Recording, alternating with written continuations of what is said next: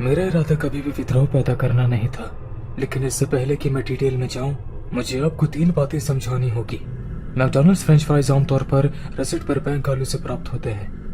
McDonald's French fries को कारखाने से आंशिक रूप से पकाया और फ्लैश फ्रोजन करके स्टोर में पहुंचाया जाता है। ये सामान्य गुरुवार दोपहर को लंच का टाइम था। मैं हमेशा कैश रजिस्टर और डाइनिंग रूम में काम करता था।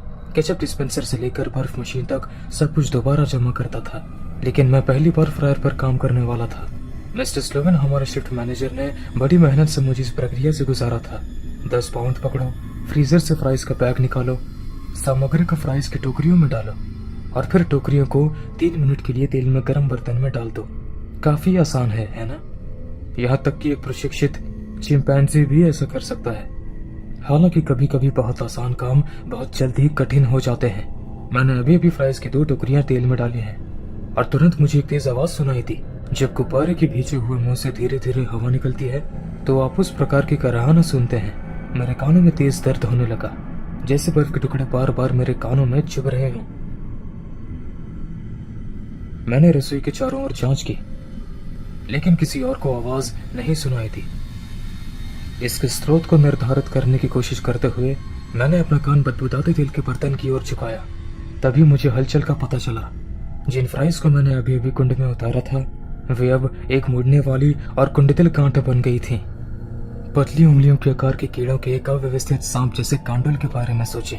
मैंने बिना पल के झुकाए और अविश्वसनीय रूप से देखा जब अचानक सक्रिय फ्राइज ने फ्रायर टोकरियों के किनारे से होते हुए बर्तन के किनारों की ओर अपना रास्ता बनाना शुरू कर दिया। जैसे ही प्रत्येक श्रृंखला में पहला फ्राइज तेल की सतह से मुक्त हुआ, आवाज की तीव्रता और मात्रा में बढ़ने लगी, जैसे कि एक जेट इंजन टेक ऑफ के लिए जोर लगा रहा हो। फिर मैंने ये देखने के लिए चारों ओर नजर डाली कि क्या चालक दल का कोई अन्य सदस्य आवाज सुन रहा है, लेकिन वे सभी अपने कामों में लगे रहे, जैसे कि कोई विद्रोह नहीं चल रहा हो। मैं पलायनवादी फ्राइज के बर्तन के ऊपर खड़ा हो गया और वही किया जो कोई भी मैकडॉनल्ड्स फ्राइज कुक करता। मैंने फ्राइज को एक स्पैटुला के साथ वापस बर्तन में डालना शुरू कर दिया। फ्राइज की प्रतिक्रिया तत्काल थी। उन्होंने बर्तन से बाहर निकलने की गति तेज कर दी। उनकी कान फाड़ने वाली कराहना तेजी से टूटे टायर से बह रही हवा की क्रोध से भरी हुई फुसफुसाहट में बदल गई। मैंने दूसरा स्टैपुला पकड़ा और काम पर चला गया। धक्का देकर, थप्पड़ मारकर और फ्राइज को वापस तेल में डाल दिया। तेल हर जगह बिखर रहा था, क्योंकि गुस्से से फरफराते हुए फ्राइज बार बार वापस गिर रहे थे। उनके मुड़ने वाली टीलें तेजी से बढ़ रहे थे और खाना पकाने के बर्तन के किनारे पर चढ़ने के लिए और अधिक बेताब थे। मुझे बहुत पसीना आ रहा था, क्योंकि तेल की गलत बूंदें मेरी बाहों और गर्दन पर मेरी उजागर त्वचा के हर इंच पर छुप रही थी। फिर भी लड़ाई जारी थी। ये सुनने में काफी फनी लगता है, लेकिन मेरे चेहरे पर पड़ने वाली हर बूंद मेरा मन मजबूत बना रही थी। ऐसा लग रहा था कि मेरा शरीर मेरे विचारों को तीव्र करने के लिए दर्द का उपयोग कर रहा है, मेरे संज्ञान को बढ़ावा देने के लिए स्पर्श संवेदनाओं को रोक रहा है। इसलिए जैसे ही संघर्ष अपने चरम पर पहुंच गया, समय धीमा होने लगा। मैं सब कुछ धीमी गति से घटित होते हुए देख सकता था। मेरे स्कैप्चुला का प्रत्येक शल्क चिकित्सा द्वारा डाला गया स्वाइप फ्राइज की तरह हिलती हुई सीढ़ी के विरुद्ध संपर्क बना रहा था, और मुझे आश्चर्य होने लगा कि ये विद्रोह अब क्यों हो रहा है। दुनिया भर के सभी मैकडॉनल्ड्स में लंच शिफ्ट में से अब क्यों? मैं मिस्टर स्लोवन के प्रशिक्षण से जानता था कि मैकडॉनल्ड्स ओलिव कैनोला का तेल उपयोग करता है, क्योंकि इसमें ट्रांस फैट्स नहीं है, या शायद इसके फेमस फाउंडर लूथर बर्बैंक से कुछ लेना देना है, जिन्होंने रसिट बर्बैंक आलू विकसित किया था, जो मैकडॉनल्ड्स फ्राइज का सबसे आम मुख्य आधार है।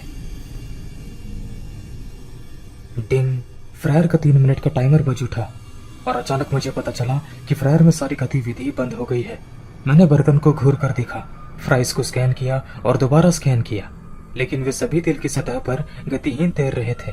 टॉड, ड्राइव थ्रू के लिए एक बड़े फ्राइज की आवश्यकता है।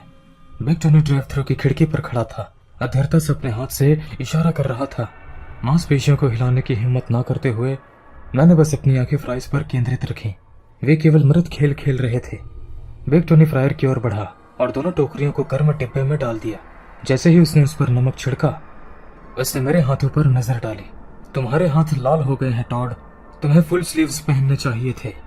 फिर उसने ढेर सारे सुनहरे क्रिस्पी फ्राइज को एक बड़ी फ्लाई स्लीव में डाला और बैग में रख दिया। मैंने उसे इंतजार कर रहे यात्रियों को बैग देते हुए देखा। ये एक वैन में थकी हुई दिखने वाली माँ थी और पीछे सीट पर 2 पागल बच्चे। माँ ने अपने बैग से बड़े बड़े फ्राइज निकाले और उन्हें अपने बच्चों के हाथों में सौंप दिया। तभी मिनी वैन हट गई। जब ये पार्किंग स्थल से बाहर निकलने का इंतजार कर रहा था तब मैंने इसकी ब्रेक लाइटें देखी। मेरा पूरा शरीर अचानक अशुद्ध हो गया। शायद विद्रोह मेरी कल्पना का परिणाम था। शायद फ्रायर से निकलने वाले धुएं ने मेरे सिर को खराब कर दिया था। मिनी वैन ने अचानक कुछ संगठित किया। वो ट्रैफिक में घुस गई और फिर लापरवाही से वापस हमारे पार्किंग स्थल की ओर मुड़ गई। मैं महसूस कर सकता था कि मेरा जबड़ा कड़ा हो गया है और मेरे जन्नांग सिकुड़ गए हैं। बढ़ते भय के साथ मैंने वाहन को निकटतम विकलांग स्थान पर आते देखा। फिर माँ और बच्चे मैकडी में दाखिल हुए। दोनों बच्चे अब शांत और विनम्र थे। जैसे ही मिस्टर स्लोन रजिस्टर के लिए खड़े हुए वे काउंटर के पास पहुंचे। नमस्कार, मैकडॉनल्ड्स में आपका स्वागत है। एक लार्ज फ्राइज। बिल्कुल टॉड, एक लार्ज फ्राइज। मेरी आंखें फ्राई बीन और शांत चेहरे वाली माँ और बच्चों के बीच घूम रही थी। मेरे पेट में कुछ मुझे उस ऑर्डर को ना भरने की चेतावनी दे रहा था। टॉड, एक लार्ज फ्राइज प्लीज। माफ करें मिस्टर स्लोवेन, एक ग्राहक के लिए बस एक ही ऑर्डर है। क्या तुम मजाक कर रहे हो? मिस्टर स्लोवेन ने बिग टोनी से नजरें मिलाई। टॉड, ये ठीक है। बिग टोनी ने एक और लार्ज फ्राइज निकाला और माँ को दिया। फिर उसने और उसके बच्चों ने उन फ्राइज को खा लिया। जब यह खत्म हो गया तो हर कोई अपने होठों और उंगलियों से नमकीन अवशेष चाट रहा था। माँ ने ऊपर देखा। प्लीज एक और लार्ज फ्राइज। अब मिसेस स्लोवेन और बिग टोनी को उस पागलपन का एहसास हो रहा था। I am sorry, Mrs Slovene ने उन्हें अपने सबसे कराहती मुस्कान देते हुए उत्तर दिया। एक ग्राहक के लिए सिर्फ 2 ऑर्डर है। माँ का चेहरा उदास हो गया। ओह, ये शर्म की बात है। वे फ्राइज किस प्रकार के आलू से बने थे? Russet Burbank. और उन्हें किस प्रकार के तेल में पकाया गया था? Olive canola. और आखिरकार फ्रायर में किसके हाथ के बाल थे? फिर मिस्टर स्लोवेन, बिग टोनी, माँ और उनके बच्चों की नजर मेरी बाहों पर पड़ी। मेरे हाथ पर तेल के छींटों की वजह से लाल निशान हो गए थे। मिस्टर स्लोवेन और बिग टोनी ने मुझे चुपचाप डांटा क्योंकि माँ और उसके बच्चे भूख से मेरे हाथ के मांस को देख रहे थे। आपके फ्रेंच फ्राइज निश्चित रूप से जीवनदायी हैं। हम ये देखने के लिए इंतजार नहीं कर सकते कि आप लोग क्या पकाते हैं। फिर वो और उसके बच्चे व्यवस्थित रूप से बाहर निकले और चले गए। टॉड, जब तुम फ्रायर चला रहे हो, चिंता ना करें मिस्टर स्लोवेन, मैं फिर कभी फ्रायर पर काम नहीं करूंगा।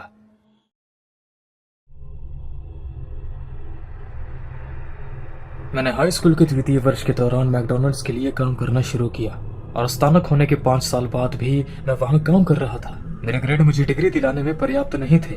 उससे थोड़ा अधिक कमाने के लिए मुझे कर्ज में डूबने की कोई जल्दी नहीं थी। मुझे लगा कि मैं अपना समय बिता सकता हूँ, कॉर्पोरेट इंडस्ट्री में जा सकता हूँ और लास्ट में एक नॉर्मल एम्प्लॉय से मैनेजर की पद तक जा सकता हूँ। जिस दिन मैं हैम मॉडलर से मिला उस दिन ये सब कुछ बदल गया। जब आप मैकडॉनल्ड्स जैसी नौकरी करते हैं तो विशेषताओं को याद रखना कठिन होता है। मैंने अभी 11 बजे से दोपहर भोजन की व्यवस्था समाप्त की थी और पैदल यातायात में कमी का आनंद ले रहा था। लॉबी में बस कुछ ग्राहक ही बैठे थे। ज्यादातर लोग ड्राइव थ्रू विंडो पर थे। फिर वो अंदर चला आया। राबल राबल। जैसे ही वो आदमी दरवाजे से अंदर आया मेरी आंखें झपकी। वो छोटा और बैठा हुआ था और उसकी बड़ी काली टोपी के किनारे से लाल बालों का एक गुच्छा बाहर झांक रहा था और हिरन के दांत उसके होठों पर लटके हुए थे। उसके शर्ट और पैंट पर ब्लैक एंड व्हाइट पैटर्न थे, जबकि चीज बर्गर से सजी एक बड़ी टाई उसके घुटनों के ऊपर लटक रही थी। मुझे हैमबर्गर के रूप में उसके गेटअप को पहचानने में थोड़ा समय लगा। मैकडॉनल्ड्स के भूले हुए शुभकारों में से एक, जिसे मैंने बचपन से नहीं देखा था, वो मेजों की ओर बढ़ा और ग्राहक के आदेशों की जांच करने के लिए अपना सिर बाहर निकाला। मैं और काउंटर के पीछे अन्य कर्मचारी हंसे, सोच रहे थे कि क्या वो कोई प्रैंक था। कुछ कस्टमर्स ने भी ऐसा ही सोचा और उन्होंने अपना सेलफोन निकाला और रिकॉर्डिंग शुरू कर दी। वो अपने 30वें दशक के अंत में एक अकेले पत्थरबाज के साथ एक मेज की ओर झुका, जो किसी तरह से उसके प्रवेश द्वार से चुप गया। फिर उस आदमी के दाहिने कंधे पर थपथपाया। जब उसकी आंखें उसकी दिशा में गईं, तो हैमबर्गलर ने अपनी मेज से बंद पड़े बिग मैक को हटा दिया। राबो राबो, और बिग मैक को उसके मुंह में डाल दिया। निसंदेह बर्गर बहुत ही बड़ा था और वो नष्ट हो गया था। सॉस और ब्रेड जमीन पर गिर गए। जबकि आदमी ने बर्गर के अवशेषों को पकड़ने के लिए अपने चेहरे के किनारे को पकड़ते हुए दांत पीसने की आवाज निकाली। इसमें लगभग 3 सेकंड का समय लगा, जिससे उसका मुंह चिकनाई और विशेष सांस से भर गया। प्रदर्शन इतना घृणित था कि मैंने उस व्यक्ति की उत्पत्ति पर सवाल उठाया। कॉर्पोरेट इस तरह के स्टंट को बढ़ावा दे सकते हैं, लेकिन ग्राहकों को असहज नहीं करना चाहेंगे या खराब हुए खाने के लिए उन्हें मुआवजा नहीं देना चाहिए। मुझे संदेह था कि वो कोई ऑनलाइन प्रैंकस्टर था, इसलिए मैं काउंटर पर झुक गया और उसे रिकॉर्ड करने वाले ग्राहकों के अलावा किसी और को ढूंढ रहा था। ग्राहकों में से एक अकेली माँ थी जिसके 2 बच्चे थे, एक लड़का और एक लड़की। माँ मुस्कुरा रही थी और बता रही थी कि हैमबर्गलर कौन था। लड़के ने अपनी चीज बर्गर को थोड़ा करीब से सुरक्षित रखा, लेकिन छोटी लड़की ने अपना चिकन नगेट उसकी ओर बढ़ा दिया, डली को सूंघा, फिर अपना सिर घुमाया और मनहूस हो गया।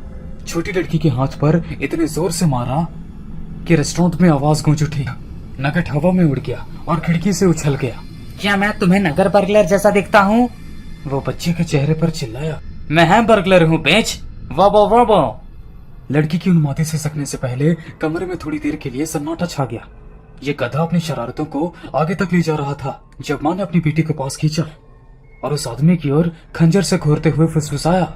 बड़े भाई ने घूर कर देखा, जिससे हैमबर्गलर ने उसके हाथ से आधा खाया हुआ बर्गर छीन लिया और उसे उसके मुंह में भर दिया और खत्म होने पर अपनी उंगलियां चाटने लगा। ग्लेन, हमारा मैनेजर, हमारे साथ काउंटर के पीछे से सब कुछ देखता रहा। हर किसी की तरह शुरुआत में हैमबर्गलर के परिवार के साथ बातचीत करने तक वो खुश था। जैसे ही लड़का सूंघता हुआ उनकी मेज की ओर बढ़ा, ग्लेन ने अपने लटकते हुए पेट पर अपनी बेल्ट तान ली। आमतौर पर वो काफी शांत स्वभाव का था, लेकिन उसका पूरा चेहरा लाल था। ठीक है दोस्त, अब बस बहुत हुआ, मेरे स्टोर से बाहर निकलो। महिला की ओर देखने से पहले उसने उस छोटे आदमी की छाती पर एक मोटी उंगली घुसा दी। Madam, I am so sorry. ये व्यक्ति कोई कर्मचारी नहीं है, ना ही ये किसी तरह की कंपनी से संबंधित है। मुझे इसकी भरपाई करने में खुशी होगी। इससे पहले कि ग्लेन कुछ और कह पाता, हैमबर्गलर उसके सामने आ गया और ग्लेन के कंधे पर हाथ रखने के लिए अपने पैर के पंजों पर खड़ा हो गया। पहले तो मुझे लगा कि क्या वो उसे किस करने जा रहा है, लेकिन उसके अजीब व्यवहार का कारण इसके बजाय 4 विस्फोटों से ग्लेन की शर्ट के पीछे गहरे लाल दाग पड़ गए थे। इससे पहले कि वो बेजान होकर जमीन पर गिरता, हैमबर्गलर के हाथ में एक बंदूक थी। टॉम! वो चिल्लाया और मुझ पर बंदूक तान दी। तुम्हें पता है कि मुझे क्या चाहिए? बंदूक को देखकर मैं वहीं रुक गया, जबकि मेरे सभी सहकर्मी पीछे के प्रवेश द्वार से भाग गए। ग्राहक रेस्टोरेंट से बाहर भाग गए और अपना खाना सुरक्षित स्थान पर छोड़कर भाग गए। मैं $8 प्रति घंटे के लिए मरने वाला था, इसलिए मैंने अपना रजिस्टर एक बैग में खाली कर दिया और काउंटर पर रख दिया।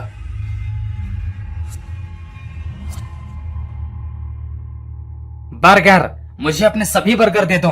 Robo robo. क्या?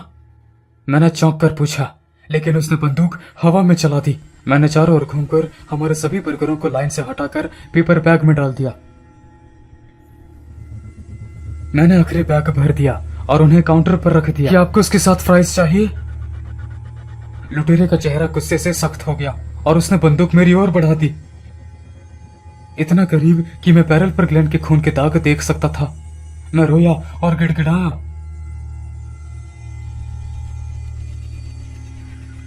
तुम भाग्यशाली हो, उसने कहा जब मेरे पैरों से ताकत खत्म हो गई और मेरी पैंट का हिस्सा गर्म और गीला हो गया था। हैमबर्गलर ने बैग पकड़ लिया और दरवाजे की ओर बढ़ गया। वो अपनी एड़ी पर घूमा, मुस्कुराया और बंदूक से मुझे सलामी दी। Robo robo. पुलिस ने उसे कभी नहीं पकड़ा और मैंने तब से मैकडॉनल्ड्स में कदम नहीं रखा।